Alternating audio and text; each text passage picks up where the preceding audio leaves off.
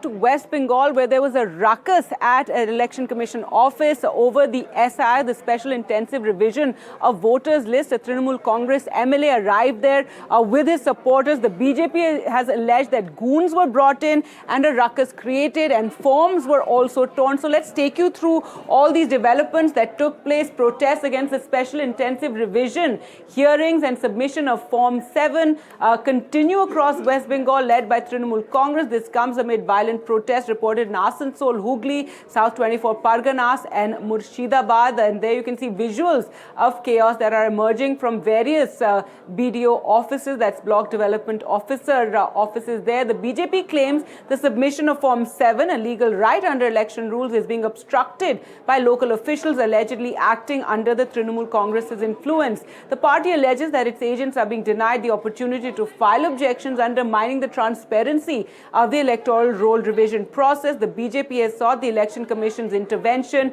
and the Trinamool Congress has accused the BJP of attempting to submit large numbers of pre-filled Form 7 applications to delete legitimate voter names en masse as part of the electoral manipulation ahead of the elections. आज form 7 जमा करने का last day, और हम लोग जब आए, हमारे कार्यकर्ता 10:30 बजे, तब टीएमसी के कैडर लोग हमारे कार्यकर्ता के ऊपर हमला किए, उनको मारे हैं। हमारे एक कार्यकर्ता अंजना का माथा फोड़ दिए हैं। हमारे एक कार्यकर्ता, हमारे बुजुर्ग कार्यकर्ता तापस था, उनको मारा गया है, हेकल किया गया है, और हमारे फॉर्म को फाड़ के जला दिया गया है। अब 7 फॉर्म तो हम लोग जमा देंगे।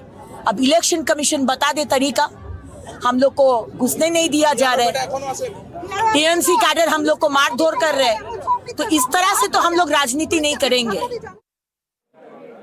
All right, let's go across to our reporters now, and Shreshi and Nupur join us for more. And Nupur, I'll just come to you. There has been some, relief for voters there in the Supreme Court. But Shreshi, first you take us through what happened today and this ruckus that took place. BJP saying the Trinamool Congress leading this ruckus and violence at BDO offices.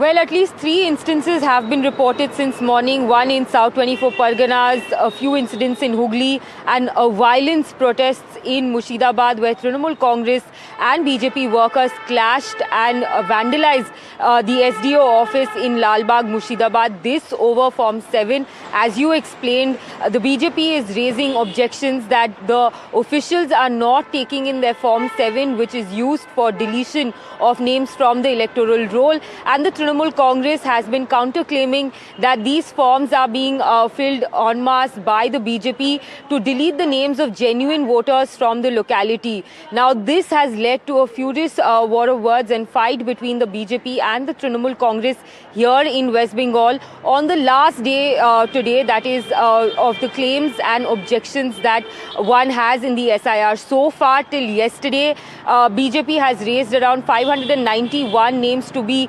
excluded from the electoral roll here in West Bengal, while the Trinamool Congress has included about 30 names in the SIR process. But as it now comes into the final stage of this exercise, which is being conducted here in the state, the political fight between the BJP and the Trinamool Congress only escalating, because once that final electoral list is released, it's going to be locked in for the upcoming Vidhan Sabha elections here in the state, where the Trinamool Congress will be facing its principal challenge from the BJP. All right, Shreshi, thanks so much for joining us with those details. And let's now go across to Nupur for more. And Nupur, there's been a huge relief for 1.36 crore voters of West Bengal from the Supreme Court, which has directed the Election Commission regarding them. Take us through all these developments.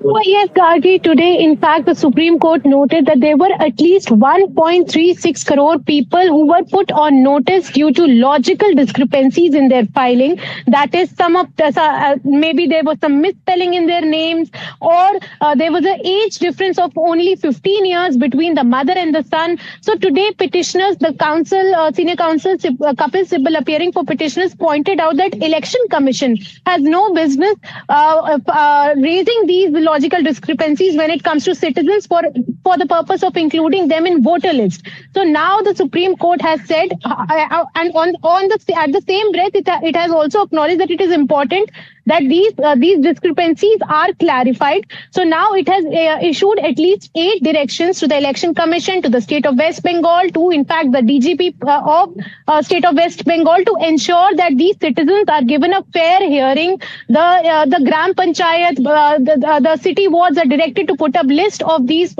persons, and they are given extra 10 days to file their documents. And the Election Commission has been told to give them a fair hearing and give them a receipt of that hearing also, that why they are excluded or why they are included. So this is in fact a big intervention from the top court, just like it had done back then in the Bihar SIR case. Now the Supreme Court has intervened in this case, noting that the voters should not suffer just because Election Commission does not have the wherewithal to carry out the entire exercise.